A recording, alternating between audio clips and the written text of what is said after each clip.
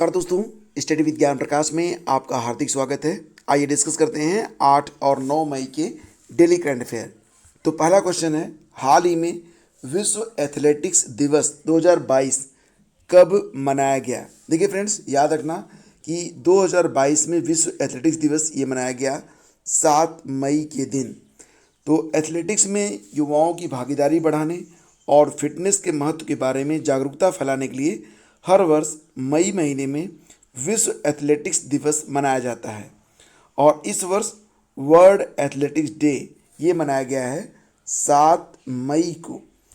तो इस दिन को इंटरनेशनल एमेच्योर एथलेटिक फेडरेशन यानी कि IAAF याफ के द्वारा एक सामाजिक जिम्मेदारी परियोजना athletics for a better world के रूप में स्थापित किया गया था। देखिए फ्रेंड्स, ये भी याद रखना कि विश्व एथलेटिक्स दिवस ये प्रतिवर्ष 7 मई को नहीं होता है। इसकी तारीख हर साल बदलती है और इसके लिए जो डे होता है वो याफ के द्वारा ही तय किया जाता है। और इस दिवस की शुरुआत हुई थी 1996 में। 1996 से यह दिवस प्रतिवर्ष मनाया जाता है मई के महीने में, लेकिन इसकी डेट याफ तय करता है। तो 2022 में इसकी जो डेट रही वो 7 मई रही। आगे बढ़ते हैं। भारत में वर्ष 2020 के दौरान मृत्यु दर में कितने प्रतिशत की वृद्धि दर्ज की गई। तो ये जो वृद्धि दर्ज हुई है वो कितनी हुई है, 6.2% की। तो केंद्र सरकार ने जन्म और मृत्यु के आधार पर नागरिक पंजीकरण प्रणाली, जिसको आप कहेंगे CRS रिपोर्ट को जारी किया है और इस रिपोर्ट के अनुसार पंजीकृत जन्मों की संख्या 2019 में कितनी थी, 2.48, जो 2020 में घटकर कितनी होगी, 2.42 हो गई। तो कुल कमी आई है यहाँ पर 2.4% की। और रिपोर्ट के मुताबिक दर्ज मौतों में जो संख्या रही 2019 में वो रही 76.4 लाख, और जबकि 2020 में ये जो दर रही वो 81.2 लाख की हो गई और यह लगभग 6.2% की वृद्धि को दिखाता है। तो ये भी याद रखना कि कुल पंजीकृत मौतों में पुरुषों की जो संख्या है वो 60% है, यानी कि पुरुषों की मौत ज़्यादा हुई है। महिलाओं की जो संख्या है वो लगभग 39% है। ठीक है, चलो आगे बढ़ते हैं। नेथन्ना बीमा योजना किस राज्य से संबंधित है। नेथन्ना का मतलब होता है क्या, बुनकर, वीवर्स, जुलाहा जिसको आप कहते हैं। तो नेथन्ना बीमा योजना एक योजना है जिसे तेलंगाना ने स्टार्ट किया है। तो ऑप्शन बी इसका करेक्ट है। और नेथन्ना बीमा योजना के तहत जो हथकरघा होता है और बिजली वाला जो हथकरघा होता है, इस पर जो बीमा कवरेज है उसे बढ़ाकर 5 लाख रुपए तक कर दिया गया है। अब बुनकरों का जो बीमा कवरेज होगा उसे किसानों के बराबर कर दिया गया है। अगर हम बात करें तेलंगाना के बारे में तो राजधानी इसकी हैदराबाद है और वर्तमान में जो मुख्यमंत्री हैं उनका नाम है KCR यानी कि के चंद्रशेखर राव। तमिलिसाई सौंदरराजन वर्तमान में राज्यपाल हैं। फिर अगला क्वेश्चन है, हाल ही में कमलप्रीत कौर को AIU ने डोप टेस्ट में पॉजिटिव पाए जाने के बाद प्रोविजनली सस्पेंड किया है।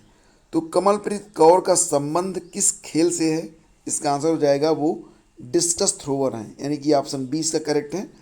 29 मार्च को जो टेस्ट लिया गया उसमें कमलप्रीत को पॉजिटिव पाए जाने के बाद उन्हें अनंतिम रूप से यानी कि प्रोविजनली सस्पेंड किया गया है और उनके नमूने में प्रतिबंधित पदार्थ स्टेनोजोलोल पाया गया था। स्टेनोजोलोल एक प्रतिबंधित पदार्थ है जो कि अगर खिलाड़ी लेते हैं तो उन्हें डोप पॉजिटिव माना जाता है। फिर अगला क्वेश्चन है, हाल ही में विश्व रेड क्रॉस दिवस मनाया गया। तो विश्व रेड क्रॉस दिवस ये प्रतिवर्ष मनाया जाता है कब, 8 मई को। ये याद रखना, 8 मई को ही जो इंटरनेशनल रेड क्रॉस समिति है उसके संस्थापक हेनरी डुनेट की जयंती होती है, इसीलिए प्रतिवर्ष 8 मई को रेड क्रॉस डे के रूप में मनाया जाता है। रेड क्रॉस डे का एक और नाम भी है रेड क्रिसेंट डे, ये भी याद रखना। 8 मई को मुख्य रूप से 3 दिवस मनाए गए। पहला तो आपने देखा रेड क्रॉस डे मनाया गया, जो दूसरा डे है वो है विश्व प्रवासी पक्षी दिवस और तीसरा डे है विश्व थैलेसीमिया दिवस। तो 3 दिवस मनाए जाते हैं 8 मई को। हाल ही में आई रिपोर्ट के मुताबिक 2021 में किस देश ने दुनिया में सबसे अधिक रियल टाइम लेन देन को किया है। तो दुनिया में सबसे अधिक जो रियल टाइम लेन देन किया गया है वो किसके द्वारा किया गया है फ्रेंड्स, ये भारत के द्वारा किया गया है, यानी कि ऑप्शन सी यहाँ पर करेक्ट है। और इस सूची में दूसरा स्थान चाइना का है, तीसरा स्थान है अमेरिका का, USA का। तो ये बहुत अच्छी बात है कि इस समय हमारा प्यारा भारत पूरी दुनिया में रियल टाइम लेन देन में टॉप पर है। फिर अगला क्वेश्चन होगा, हाल ही में जारी ग्लोबल क्रिप्टो एडॉप्शन इंडेक्स में कौन शीर्ष पर है? ग्लोबल क्रिप्टो एडॉप्शन इंडेक्स में टॉप पर है वर्तमान में यूएसए यानी कि अमेरिका। ठीक है, दूसरा स्थान मिला है यूके को, पहला स्थान मिला है यूएसए को, दूसरा मिला यूके को। और इसको जारी किसने किया है? क्रिप्टो विश्लेषण प्लेटफॉर्म चैनालिसिस ने, चैनालिसिस नामक संस्था है जिसने ग्लोबल क्रिप्टो एडॉप्शन इंडेक्स को जारी किया है। हाल ही में बीसीसीआई ने किस पत्रकार पर 2 साल का प्रतिबंध लगा दिया है? तो भारतीय क्रिकेट कंट्रोल बोर्ड बीसीसीआई ने पत्रकार बोरिया मजुमदार पर 2 वर्ष के लिए प्रतिबंध लगाया है। बोर्ड ने भारतीय विकेट कीपर वृद्धिमान साहा को प्रताड़ित करने का आरोप सही पाए जाने के बाद पत्रकार पर यह प्रतिबंध लगाया है। बीसीसीआई की शीर्ष परिषद ने जांच समिति की रिपोर्ट के बाद यह फैसला लिया। बोरिया मजुमदार अगले 2 सालों तक अब कोई भी क्रिकेट कवरेज नहीं कर सकेंगे। तो बात करें अगर बीसीसीआई के बारे में, तो इसकी स्थापना होती है 1928 में, मुंबई में हेडक्वार्टर है। वर्तमान में इसके जो प्रेसिडेंट हैं उसका नाम है सौरभ गांगुली। फिर अगला क्वेश्चन है, हाल ही में मंदी के कारण किस देश में पुनः आपातकाल लगाया गया? तो ये देश है श्रीलंका, यानी कि इस प्रश्न का ऑप्शन ए सही है। तो श्रीलंका में जारी भीषण आर्थिक संकट के चलते महिंद्रा राजपक्षे सरकार लोगों के विरोध प्रदर्शनों का सामना कर रही है। इसी बीच राष्ट्रपति और प्रधानमंत्री के इस्तीफे की मांग भी जोर पकड़ रही है। देखो फ्रेंड्स, आपको याद होगा कि श्रीलंका ने हाल ही में घोषणा किया था कि वह अपने 51 अरब डॉलर के विदेशी कर्ज को चुका पाने में सक्षम नहीं है। हाल ही में जम्मू कश्मीर के चुनावी नक्शे को फिर से तैयार करने वाले परिसीमन आयोग के प्रमुख कौन बनाए गए हैं? तो ये बनाए गए हैं जस्टिस रंजना प्रकाश देसाई, यानी कि इस प्रश्न का ऑप्शन बी करेक्ट है। और जस्टिस रंजना प्रसाद देसाई की जो कमेटी है उन्होंने रेकमेंड किया है कि कश्मीर में 47 और जम्मू कश्मीर में 43 सीटों पर चुनाव करवाए जाएं। तो 47 सीट कश्मीर में और जम्मू में 43 सीटों का प्रस्ताव जस्टिस रंजना प्रकाश देसाई के द्वारा दिया गया है चुनाव परिसीमन के लिए, जो कि जम्मू कश्मीर में किया जा रहा है। किस राज्य सरकार ने 5 लाख छात्रों को टैबलेट प्रदान करने के लिए ई अधिगम नामक योजना को स्टार्ट किया है? तो ई अधिगम योजना को शुरू किया गया है हरियाणा सरकार के द्वारा, ऑप्शन बी करेक्ट है। इसके अंतर्गत अब तक कुल 3 लाख छात्र छात्राओं को, जो कि 10th और 12th के हैं, उनको टैबलेट दिए जा चुके हैं। कुल 5 लाख लोगों को दिए जाएंगे, यानी कि अभी 2 लाख छात्रों को दिया जाना शेष है। हरियाणा की राजधानी कहाँ पर है? चंडीगढ़ है। और मुख्यमंत्री कौन है? मनोहर लाल खट्टर।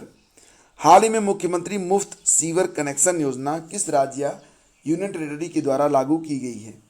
तो मुख्यमंत्री मुफ्त सीवर कनेक्शन योजना ये स्टार्ट किया गया है दिल्ली सरकार के द्वारा। दिल्ली के मुख्यमंत्री कौन है? अरविंद केजरीवाल हैं। और अनिल बैजल ये डिप्टी एलजी हैं, लेफ्टिनेंट गवर्नर हैं, तो ये भी याद रखना। और अगर बात यहाँ पर सीवर की हो रही है तो एक प्रश्न आपको जरूर याद आना चाहिए कि वैक्यूम बेस्ड सीवर सिस्टम वाला भारत का पहला शहर कौन सा बना है? तो ये बना है उत्तर प्रदेश का आगरा शहर। तो फ्रेंड्स, ये थे आज के प्रश्न और उम्मीद करता हूँ सेशन आपको अच्छा लगा होगा। तो बात करते हैं दिल्ली के बारे में। देखो, दिल्ली ने अभी हाल ही में अपना शिक्षा गीत लॉन्च किया है और नाम है इसका इरादा कर लिया है हमने। दिल्ली में अभी हाल ही में आहार मेला आयोजित किया गया, आहार 2022 के नाम से। पूसा कृषि विज्ञान मेला का आयोजन भी किया गया। त्यागराज स्टेडियम में दूसरे खेलो मास्टर्स गेम 2022 का आयोजन किया गया। प्रधानमंत्री म्यूजियम का उद्घाटन किया गया प्रधानमंत्री पीएम मोदी के द्वारा। ई वेस्ट इको पार्क बनाने वाला जो पहला राज्य बना है वो दिल्ली ही है। देश का पहला स्मॉग टावर लगाया गया था, कहाँ पर? दिल्ली में लगाया गया, चांदनी चौक में। और रेलवे की सबसे बड़ी जो कुश्ती अकादमी बनेगी वो दिल्ली के किशनगंज में बनेगी। और प्रो कबड्डी लीग का 8वां संस्करण जीता था दबंग दिल्ली ने, और किसको हराया था? पटना पायरेट्स को। तो फ्रेंड्स, अगर आज का सेशन आपको अच्छा लगा है तो प्लीज़ इसे लाइक ज़रूर कीजिएगा और अपने दोस्तों के बीच शेयर भी। एक प्रश्न है आपके लिए, बताइए कि हाल ही में कोयला खनिज दिवस कब मनाया गया? तो इसका उत्तर कल का जो करंट अफेयर था उसमें मैंने आपको दिया था। तो कल का वीडियो अगर आपने देखा होगा तो इस प्रश्न का उत्तर आप दे पाएंगे। तो आज के सेशन में बस इतना ही। शीघ्र मिलते हैं हम आपसे एक नए सेशन में, तब तक के लिए मैं आज्ञा दीजिए। नमस्कार, जय हिंद।